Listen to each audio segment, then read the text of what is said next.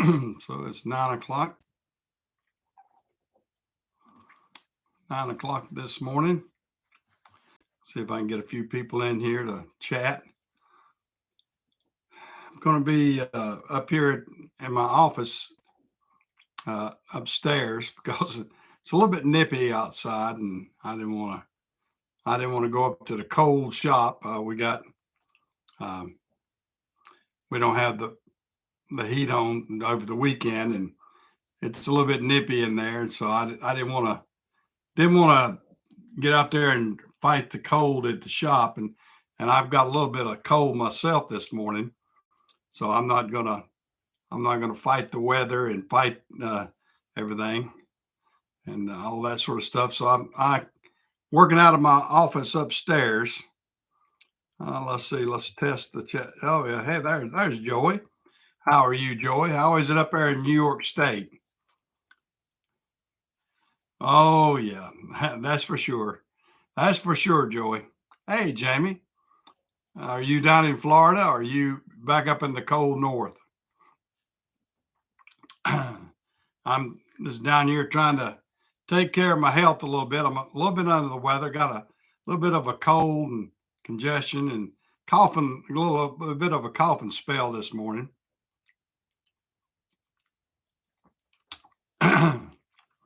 Yeah, I don't know if they had it, Joey. You got to have it to lose it. But yeah, there's a lot of craziness going on. That's for sure. A lot of craziness going on. I don't know what's going to become of everything. Got to get everything settled down after uh, the first of the year and see where we can go. Yeah, I don't think it gets better and better up there in New York State, does it? You got your crazy governor up there. She she's going to tax y'all right out of the house. Still in Pensacola, are you? Oh, okay. Well, Alabama's not too far away. Not from Pensacola. Well, I don't know. I don't know where Clearpoint, Alabama is.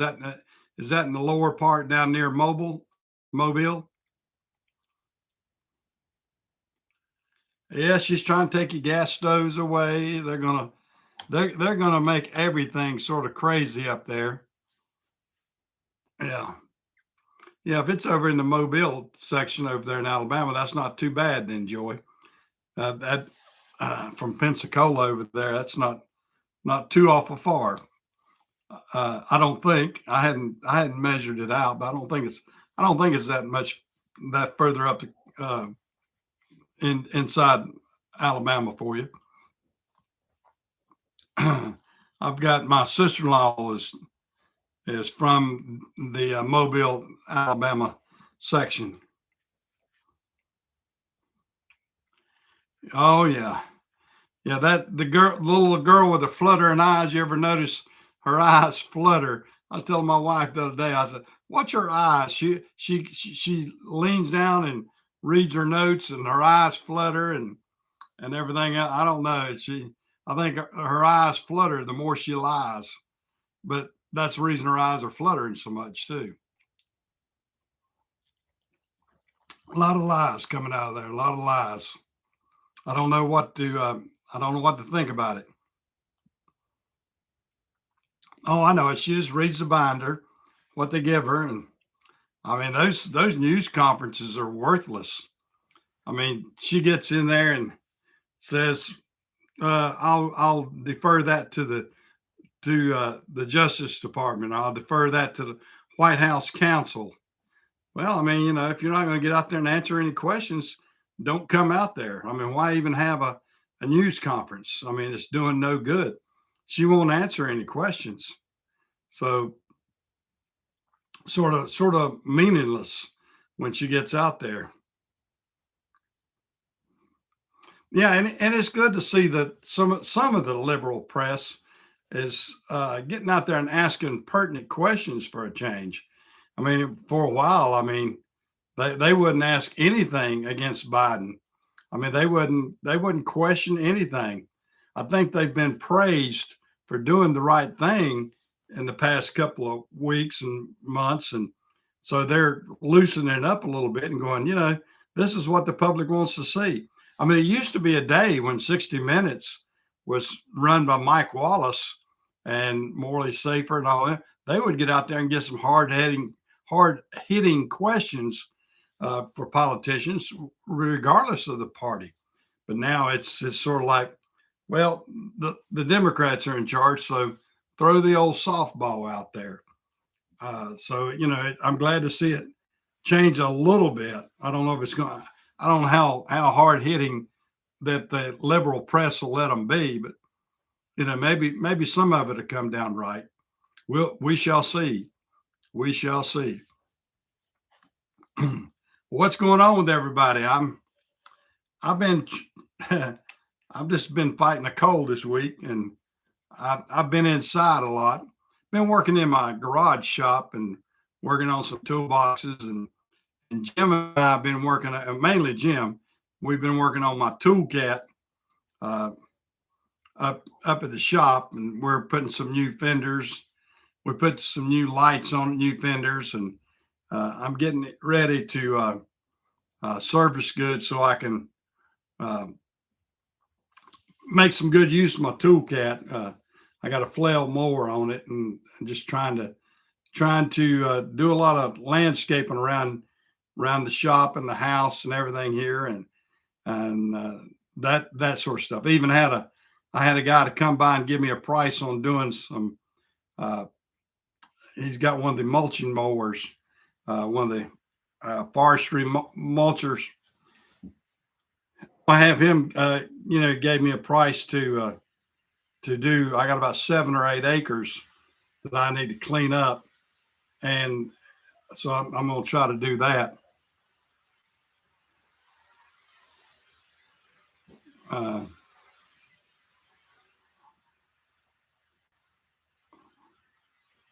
Yeah, well, I don't know how many these classified documents and everything. It kind of makes you wonder if Hunter hadn't got a hold of some of those, and that's how he was able to write up some good reports or whatever for all these Chinese and the Ukrainian and all this sort of stuff. I mean, we've got a real mixed up mess, I think, on our hands when you look at what we got going on in Ukraine, how Biden and all his cronies have been involved with Ukraine over the years, and how we're subjecting our nation's wealth and everything else to the Ukrainians. I mean, there's a lot of suspicious things there. I mean, we're in bed with them big time now. All of Europe is, and I just don't know how far that's going to go. I hope it doesn't turn into something more tragic than what it is. I mean, that's my biggest fear. That's my biggest fear right there. I mean, it's to see us turn into World War III with Russia, and it very well could happen. I mean, if they escalate it and put the blame too much on the U.S. for his defeat or whatever over there, I don't know. It depends on what it does to Russia. So we got to watch ourselves there. And the bad thing about it is we're making ourselves weaker by everything that we're doing too.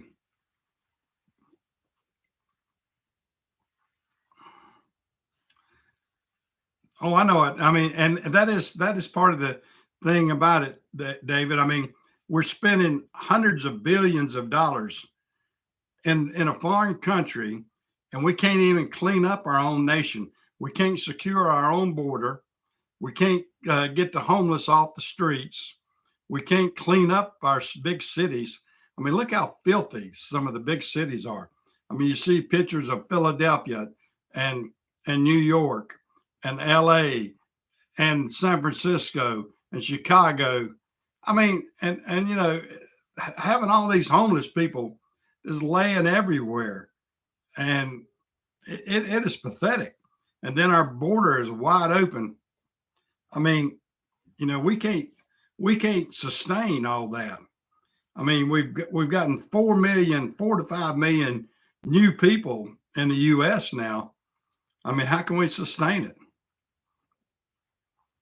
Yep, we need to help out the veterans. We need to help out people that has actually helped the country, not the people that has tried to tear down the country. I mean, we've got a lot of people that are hurting, and I would much rather see the money go to get the homeless off the streets. I mean, that's the biggest thing. We can't let people just start pitching tents in all these cities, stay on the sidewalk, do their business out on the sidewalk, and just expect to have any sort of sanity. And and then when you try to defend yourself, like that guy that was a shop owner, I believe, what was it, San Francisco, he got out there and sprayed the people down. Then he got prosecuted for doing that. Oh gosh, Trudeau is even worse. I believe. I mean, I couldn't stand to have Justin Trudeau in charge of, if it was the U.S. I mean, he has got to be the worst. I mean, he just makes me sick to hear him even speak. I mean, he's so elitist. I mean, he's above everything in his mind. He's above everything, and he believes that everything he says is just gospel. I can't understand that at all. How Canada even puts up with that guy. I mean, that's a bizarre situation to me. I mean, I wouldn't put up with it. I mean, the Canadians need to get rid of Trudeau big time. Big time. I mean, I don't want any of his influence to migrate to the South. I can tell you that, because he's got a crazy mind of what's going on. Good morning, Patton 33. Glad to see you in here. Yeah, we're trying to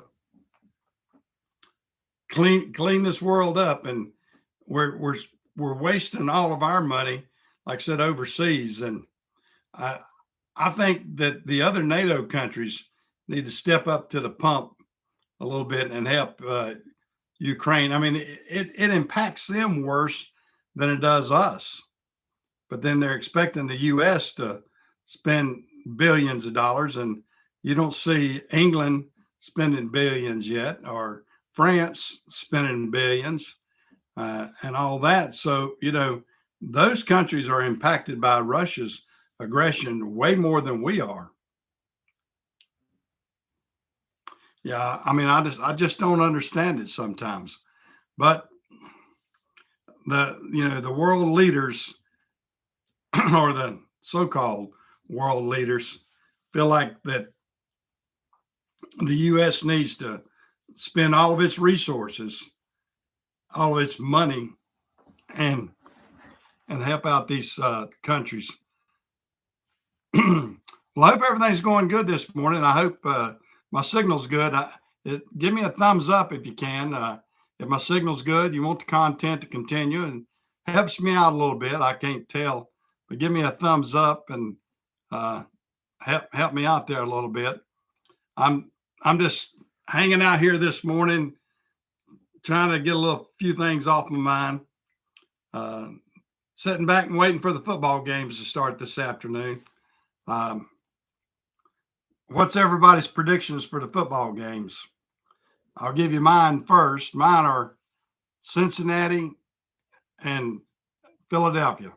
I think the Eagles and Cincinnati will be in the Super Bowl. I could be wrong, and I have been wrong in the past. I mean, it depends. Kansas City, I just never can figure out Kansas City. Depends on how healthy Mahomes is, how good they'll do.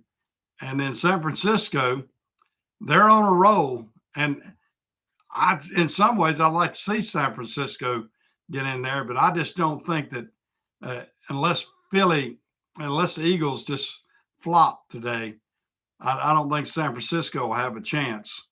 San Francisco, they're sort of the what do you call it? They're sort of the cardiac kids right now. I mean, they keep pulling them out, and that young quarterback Purdy does pretty good, and then but Christian McCaffrey's hurt, so I don't know how good they'll do. Well, the signal's good. Well, that's great. But what's y'all's predictions for the Super Bowl? Do y'all think it'll be the Eagles and Cincinnati, or do you think it'll be San Francisco and Kansas City, or any combination in between there?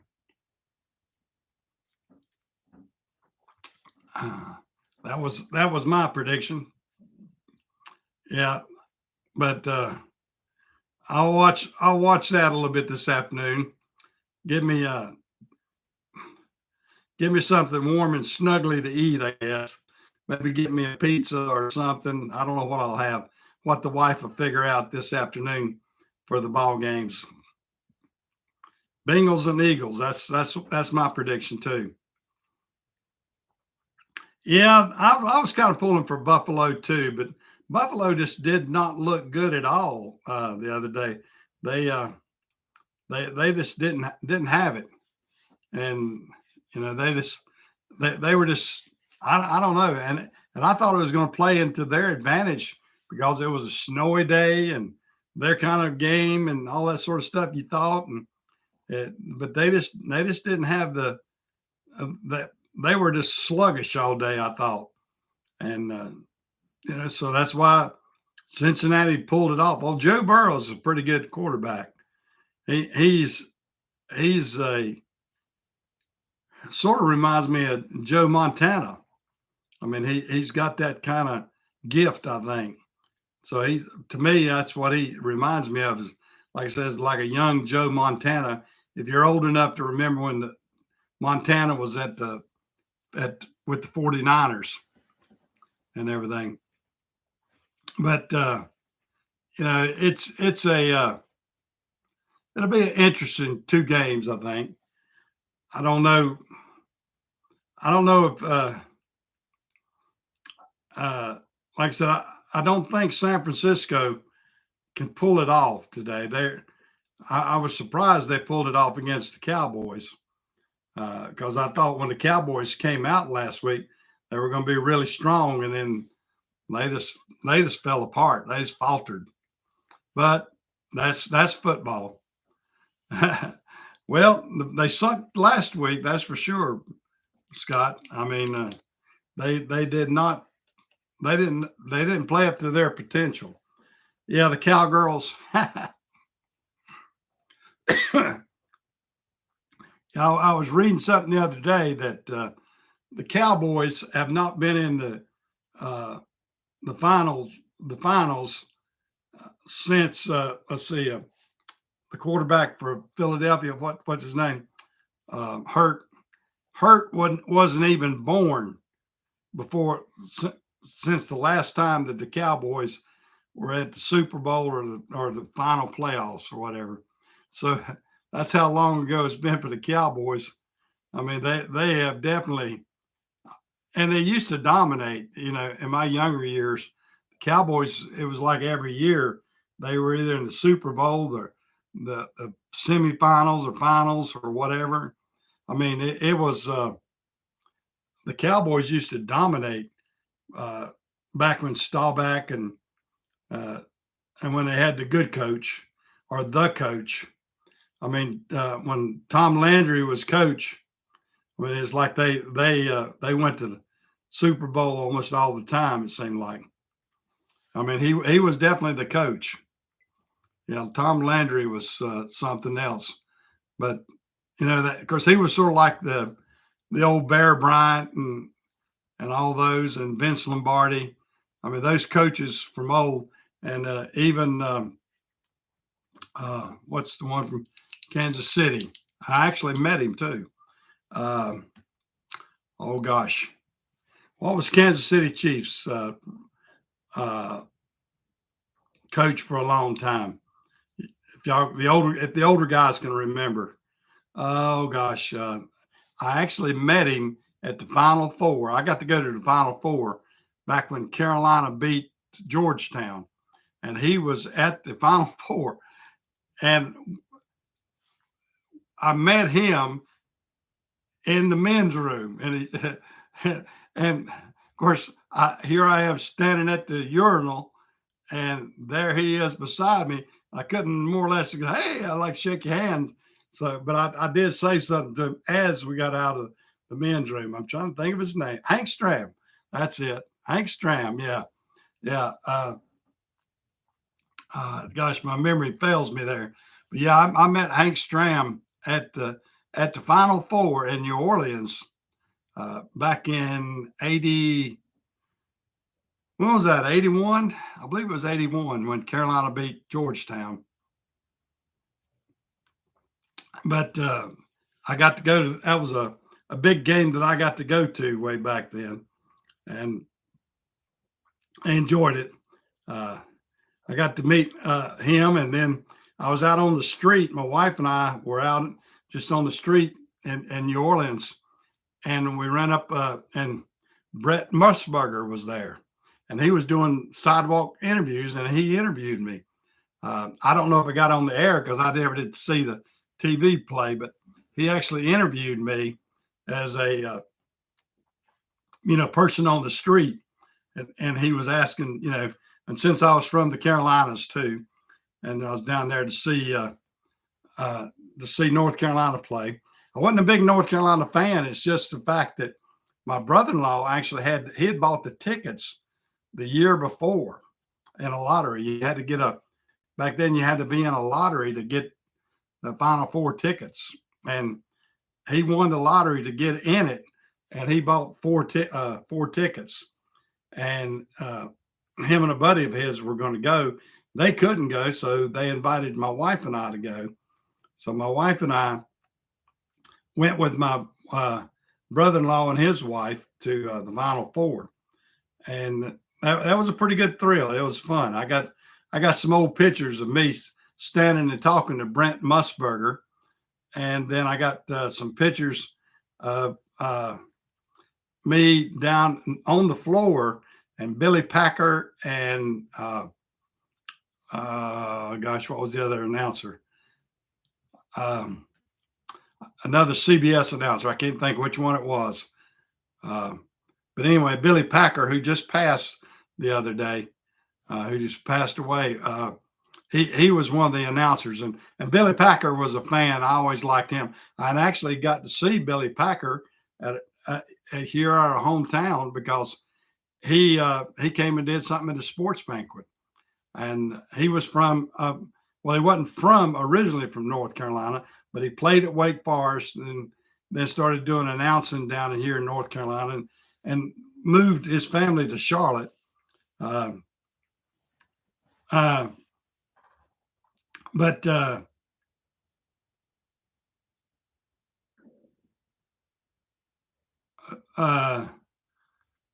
he wasn't dressed in a skirt. Is Brent a cross dresser and I don't know about it? I don't know about Brent. But anyway, that was my heyday times of being able to get out in the sports world.